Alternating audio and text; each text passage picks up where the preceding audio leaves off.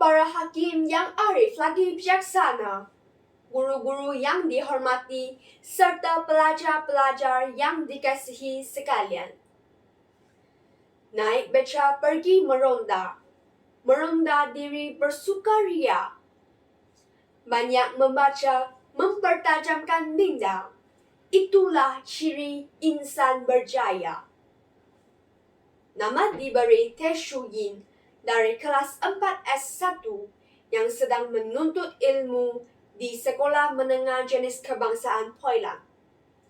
Pada hari yang cerah ini, izinkan saya menghuraikan sebuah buku bukan fiksyen yang bertemakan biografi tentang seorang pejuang yang telah menyumbang dalam ke arah kemerdekaan negara kita, yaitu Dato' Onn Jaafar.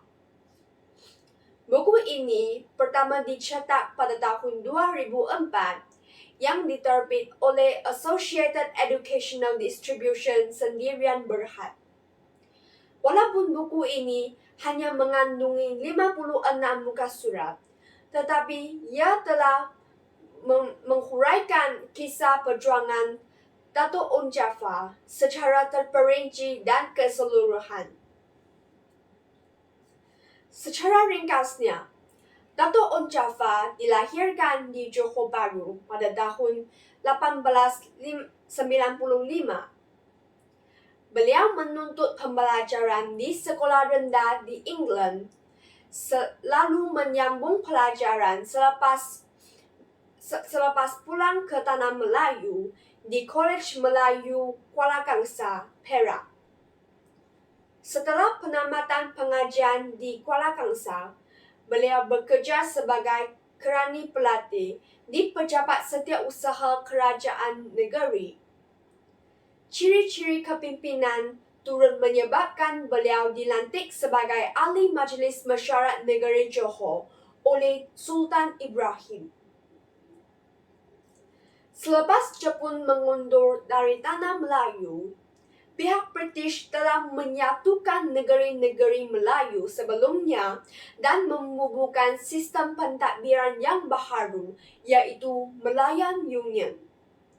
Namun, Malayan Union telah menentang oleh rakyat dan raja-raja Melayu kerana prinsip kewarganegaraan yang tidak adil dan kehilangan kuasa pentadbiran raja-raja Melayu.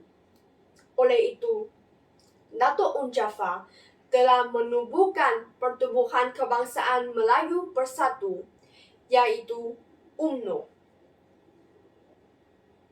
Tujuannya adalah untuk menentang Malayan Union serta memperjuangkan hak-hak masyarakat Melayu. Beliau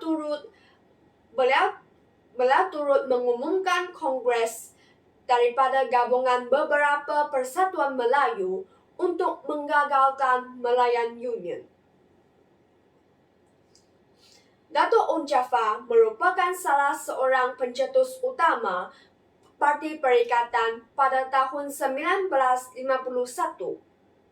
Parti Perikatan merupakan aliansi politik yang menggabungkan beberapa parti politik utama di Malaysia. Dengan kepimpinan dan sumbangan Dato' Onn Jaafar, beliau berusaha untuk memperkukuh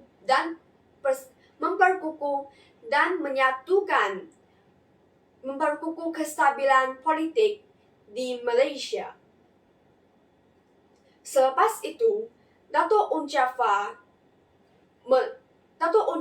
turut menubuhkan Parti Negara pada tahun 1954 selepas meninggal dari Parti Perikatan Nasional.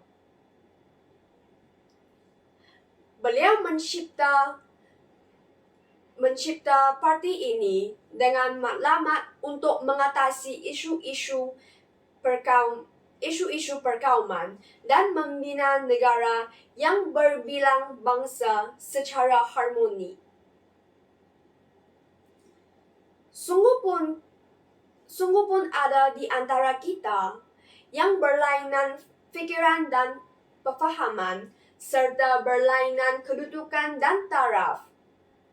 Namun, hakikat dan tujuan dan maksud kita hanya satu jua, yaitu meninggikan dan memelihara maruah dan kesopanan bangsa kita. Itulah semangat patriotisme dalam Dato' Un Jafar yang berusaha untuk memperjuangkan negara kita.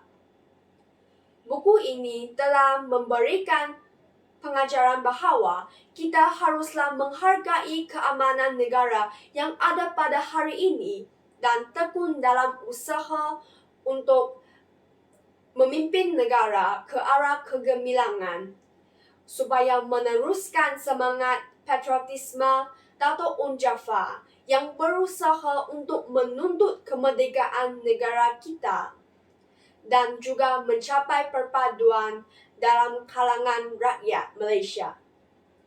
Setakat ini sahaja penyampaian buku resensi saya pada hari ini.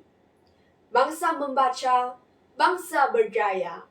Sekian, terima kasih.